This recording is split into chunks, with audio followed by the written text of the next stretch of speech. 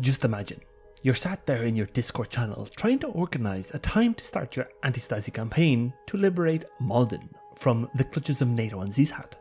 But you can only meet to play once or twice a month, and because it's a slow grind, you start to wonder, how can I do this faster? Can I do this alone on my own server? Would I be able to beat Antistasi, I don't know, only using AI? Well, in this video I'm going to answer this question. Watch as I begin my rebellion on Malden, only allowing myself to use AI recruited from the commander menu without firing a single shot myself. From liberating towns and throwing waves of units at outposts, to steamrolling air bases with tanks and repelling enemy counterattacks, this video will have it all. So make sure to tell me what you think of it below in the comments. Oh, and leave a like too.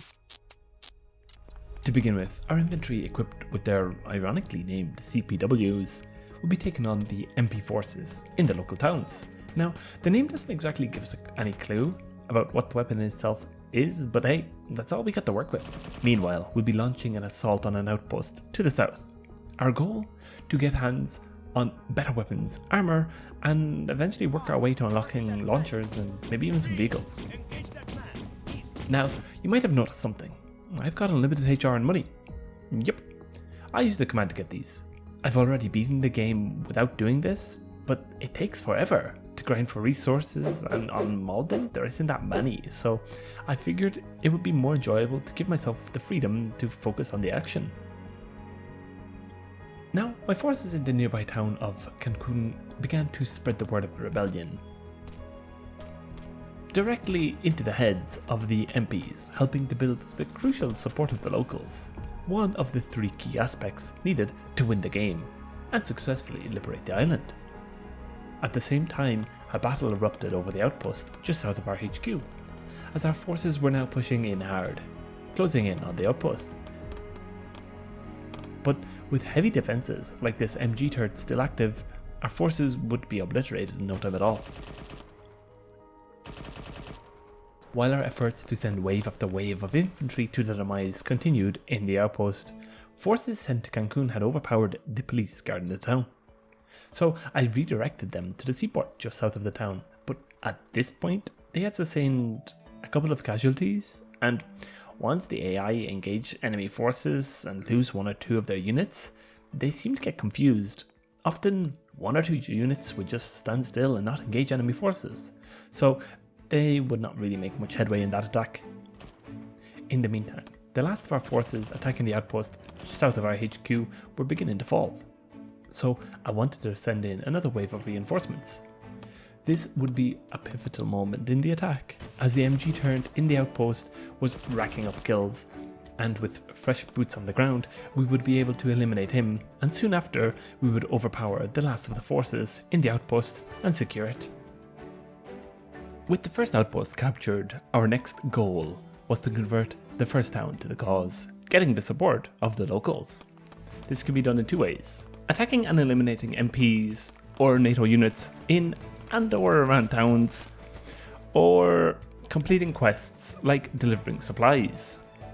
You can also amplify this by accepting POW rescue quests or assassination quests, as these often take place in towns and would spawn enemy forces for you to take on, allowing you to complete both methods at once. Slowly and repeatedly, I attacked NATO in different towns, assaulting nearby seaports until I had converted the first town to the cause. This process actually resulted in not only growing our overall support, which is needed to win the game, but also we had gathered enough weapons and armor to unlock them for our forces, increasing their lethality. So I went through all the different loadouts, setting up the equipment that our forces would be using. These carry light rigs and M4s would allow our forces to take on NATO quite a bit easier now. At this point, I relocated my HQ to a new area that would allow me to prepare and launch attacks on different nearby enemy FOBs, attacking their supply lines and even engaging seaports, expanding our control. Our first target was this seaport in the southern peninsula. Sending in an initial attack force, our forces were engaging the enemy and slowly pushing, meaning we had made quite a bit of progress. Our forces continued to push, and it was around this time I got a notification NATO would be sending some form of support to try and hold back my infantry. This support arrived around the same time as my reinforcements arrived, and while having zero effect, it's always cool to see stuff blow up. NATO slowly began to whittle down the last few infantry units we sent in the initial attack as they closed in.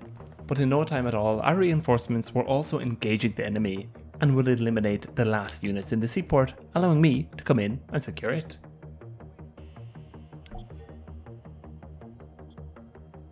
I was also able to grab a bunch of loot in this area, as we still needed to unlock rocket launchers and better guns before also gouging this seaboat with a minigun, which I plan to use in my next attack. This speedboat would prove to be quite lethal and utterly useless in the attack on La Rivera. Disabling an enemy speedboat, which could have obliterated my infantry, but then sailing right up to the enemy outpost and getting destroyed before our infantry were fully in position. At this point, we had generated enough support for the cause, so the locals of the town pledged their support to the rebellion, meaning our income had grown, not that it mattered. With my infantry slowly pushing up, I wanted to try and push even harder now, so I recruited this anti-air that I sent to some high ground in hopes it would engage the seaport from afar and have a tactical advantage. And this tactical advantage worked quite well. For a while anyway. At this point, I had filled out our HQ bar with different units, so I decided to recruit a bunch of new infantry into my own squad and use the high command transfer feature to create a couple of new squads. On top of this, I recruited 2 AT cars, as there was a patrol in the area, and this guy could have been a thorn in the side if not for these AT cars.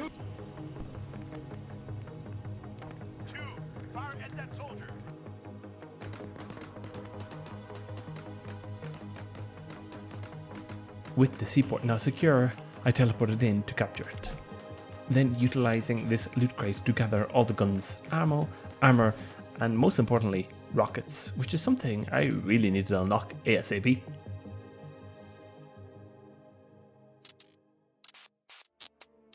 Our rebellion had grown quite a lot at this point, with a decent foothold in the south.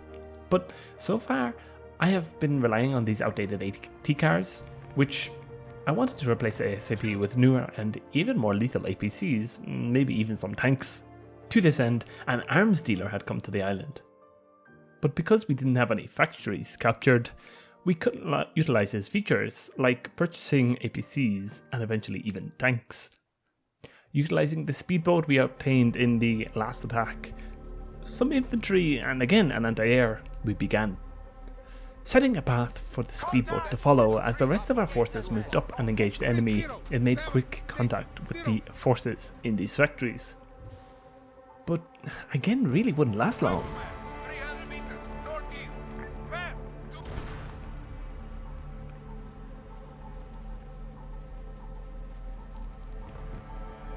At the same time, our anti-air began to engage the enemy, and was much more effective. For a little while anyway. Our infantry slowly advanced, eventually making contact with the forces in the factory. I got myself a mortar team and began to strike the enemy, but this might have actually been a mistake, as NATO would retaliate. As expected, NATO would send something to eliminate the mortar team, and sent a tank of all things. This tank would detect and eliminate our AT cars, set up in hopes to slow them down. We also had this AT emplacement that was unfortunately badly placed, and he could not turn enough to lock on and engage it, and he would get eliminated too. I relocated my HQ behind this rock in hopes to not lose our commander at this point, and basically all of the attacking forces on the factory had eliminated and secured it, so I teleported in and captured them. This unlocked APCs and anti-airs in the arms dealer, so I got a couple of APCs that looked to be equipped with AT launchers in hopes to engage and eliminate the tank. But it turned out the AI didn't know how to use them, and they would get destroyed before the tank even turned to look at them. APC, 200 meters, right.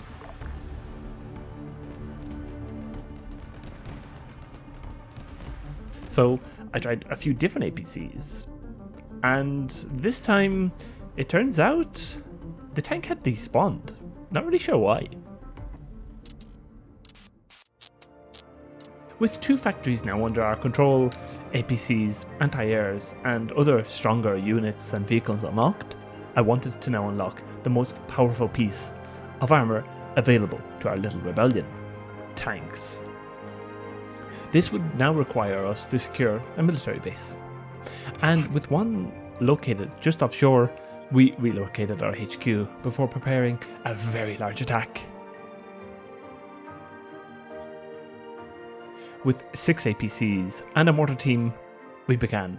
Quite quickly, our armour had engaged an enemy anti-air as our mortars struck the outpost at the same time. Now, honestly, this began to become more and more unplayable as we were going through with the attack, as we were struggling to get even 20 FPS, so I couldn't get much footage of this attack, good footage anyway. But nonetheless, our armour slowly overwhelmed enemy forces defending the military base. Enemy forces advanced from the seaport right next to the military base to reinforce their troops, slowing our attack. Adding to the chaos, NATO launched an airstrike to take out the APCs, partially successful but not enough. The remaining APCs now searched for new targets and turned their guns to the jet.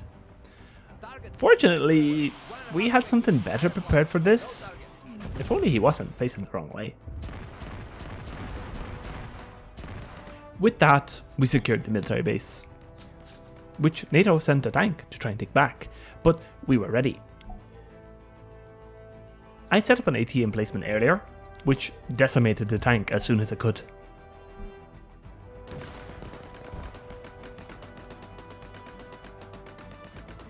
They also landed a bunch of infantry on top of the emplacement, but my forces also killed them, which is actually quite surprising. I thought they would lose this battle. Now we had APCs, anti-airs and tanks unlocked. I wanted to speedrun capturing, so after relocating back to the main island, I began by targeting this enemy outpost and resource. Sending in a bunch of different APCs, trying to gauge which of them were the most powerful. Our forces would overpower the enemy in their FOBs, completely devastating NATO's front line. With each attack, or upon capturing an enemy position, counterattacks or QRFs would be sent to try and hold back the wave of destruction in front of us, but with little to no effect. Setting our sights on the next targets, we would continue to expand. Our testing of the newly unlocked APCs and anti-airs continued as we turned our sights north, planning to push NATO from the centre of the island, with the first targets being this group of outposts, resources and factories. Utilising the T-15 IFVs and a bunch of infantry, we would slowly push through NATO's front line, expanding our territory at the same time. Our first target being this lone outpost with the radio tower, we quite quickly ran over NATO, destroying everything in our path with these IVFs. I sent out a bunch of infantry to pincer the enemy from the other side, and after a short battle where we absolutely decimated the guards protecting the outpost, and I mean a very short battle, we had secured the outpost.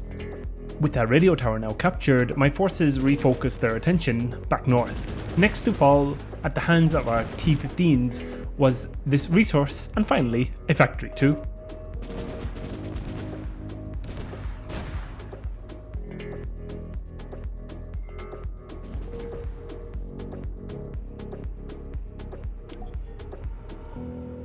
Next, heading west, our domination over NATO continued, sending multiple IFVs to capture an outpost after outpost, converting town after town. The wave of destruction left in the wake of these battles was vast.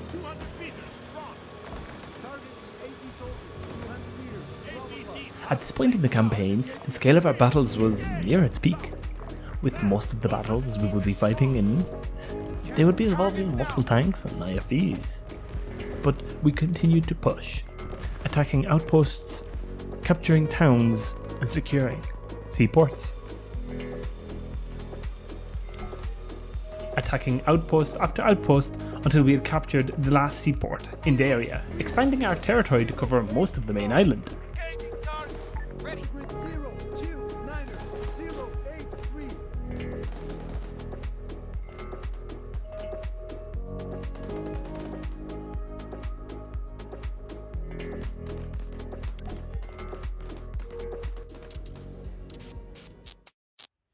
But with the biggest fight still ahead of us in this airbase and military base, I wanted to continue to unlock one last key feature of the mode, which we're missing: airstrikes. In order to unlock the airstrike support, I needed to capture at least one airbase first, but with the only airbase on the main island being the most heavily guarded, I set my sights on the last island just offshore to the northwest of Malden. Finding myself en route, commander in foot, I ventured forth, crossing the ocean to land on a beach just behind this mountain.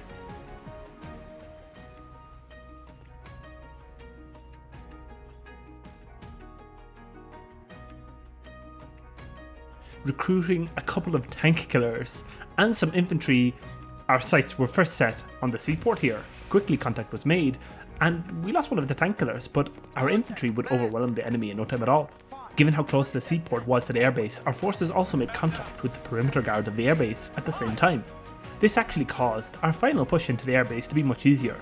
Redirecting the remaining infantry and getting my hands on some additional IFVs, we would quite quickly overpower the enemy, and in no time at all, we'd secure the airbase too.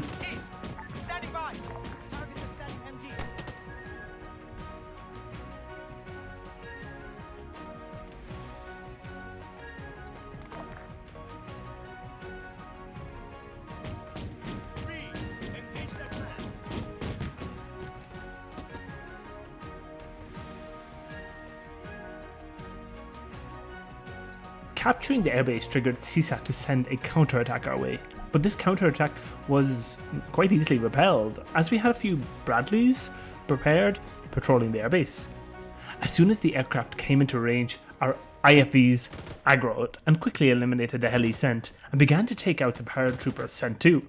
In the meantime, as our forces were engaging the paratroopers as they had landed around the island, I got this AA launcher equipped with big ass rockets. This thing was able to lock onto and destroy the plane, dropping the paratroopers. Now, this guy had destroyed the plane so bad, it basically just despawned.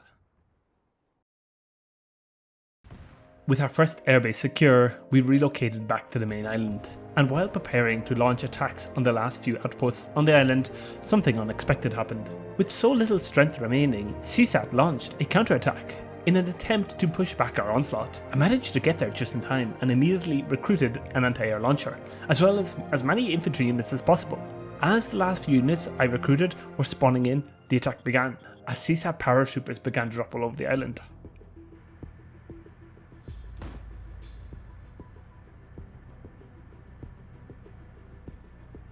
The AA launcher we had just got was able to lock onto one of the planes, but unable to get the kill. I relocated my HQ again as the battle began, and it turns out we lost this AA, but luckily it was able to get some good kills first. But with a jet flying around and an attack heli decimating our forces, at this very moment we were heavily outgunned.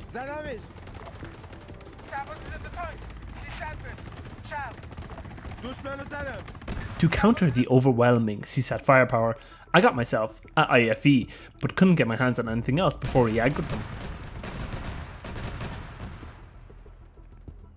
Luckily, the vehicle squad I recruited to operate the IFE were already inside, and were able to return fire with a little bit more effectiveness.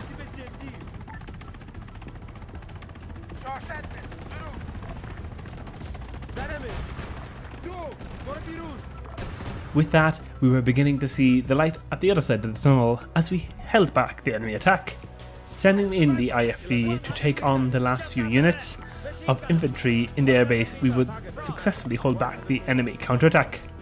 But as the saying goes, out of the frying pan into the fire. NATO immediately launched an attack on an outpost near our HQ.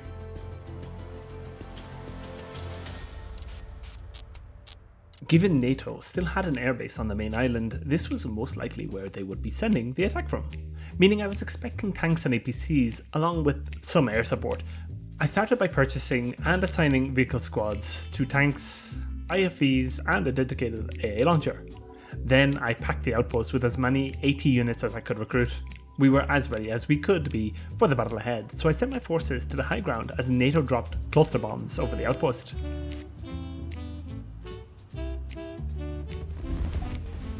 Interestingly, NATO sent an attack chopper, but it got distracted by the CSAT military base in the area, which worked to our benefit. With our forces lying in wait, the first contact was made with an enemy IFV, but it wouldn't survive very long at all.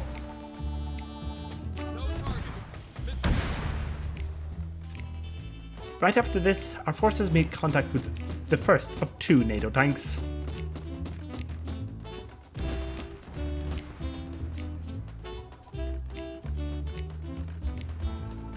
It was quite amusing as I installed a mod called Hide Among the Grass that limits the AI's ability to see through bushes and smoke, which kinda worked against us here.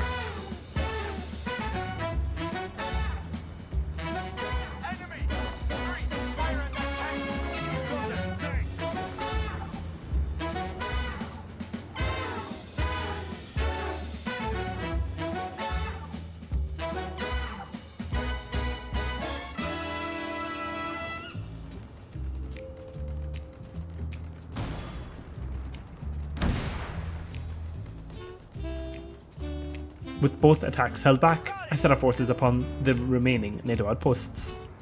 With no real firepower remaining to hold back our attack, we pushed into the outposts and secured them both in no time at all.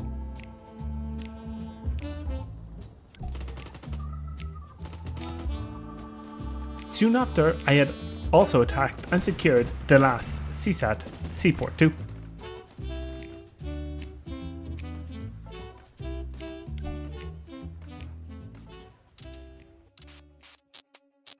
At this point, both NATO and CSAT were down to the last bases. CSAT fortified in their military base, and NATO in their airbase. So I immediately launched an attack on the military base. As our T-90 tanks moved in from one side, I had BTRs and T-15 IFVs attack from the other. It turned out they eliminated some armour guarding the base, but with one more anti-air unit still operational, the battle would soon intensify.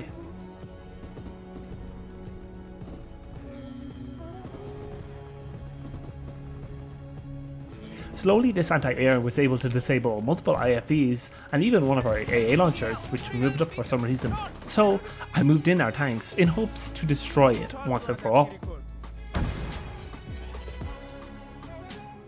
Our forces eventually moved into the base, and given they were sitting still, not shooting and driving around, I figured the base was basically cleared out at this point, with the rest of our forces clearing the base as I micromanaged the fight with the anti-air. With that, I ordered the remaining forces into the military base, where they finished off the last few stragglers, allowing me to come in and secure it. As this was the last position for CSAT on the island, they announced their retreat, and we had liberated the island from the tyranny of CSAT. Now, with only one target left, one NATO airbase standing between us and freedom, we began. I prepared for this attack, recruiting 10 vehicle squads and getting them all into different T-15 IFVs and T-90 tanks. As my forces moved forward, I set up this artillery, but for some reason it spawned out of ammo. In the meantime, as I was trying to get this artillery to fire, my forces were beginning to engage the anti-airs, static launchers and infantry all across the airbase. Slowly, both my forces launched rockets and the tanks fired their shells as NATO's defense returned fire in kind. And to be honest, it was kinda cool to watch. Our forces eventually began to enter the airbase, with this T-15 being the first to cross the threshold and make it all the way to this rock. Our tanks continued to push and were able to get the kill on the last armour guarding the base.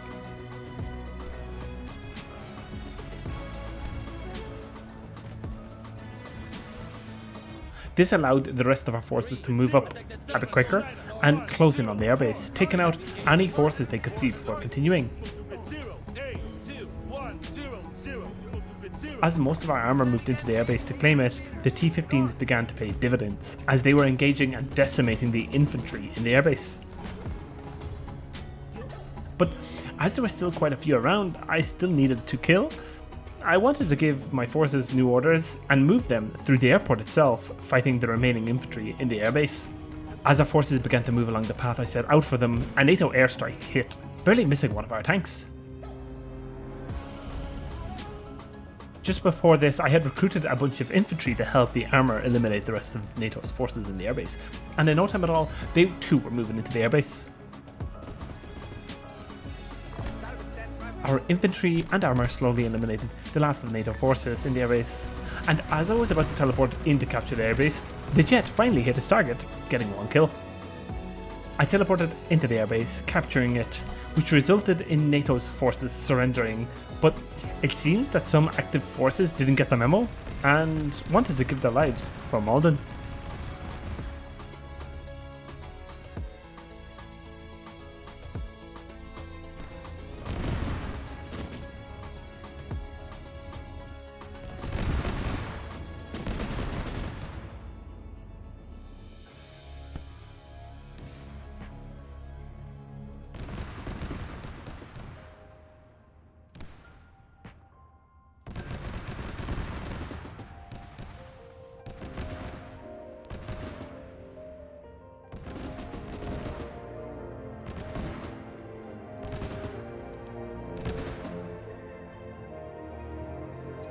After a short battle, the last of NATO's forces surrendered, and we had successfully liberated Malden.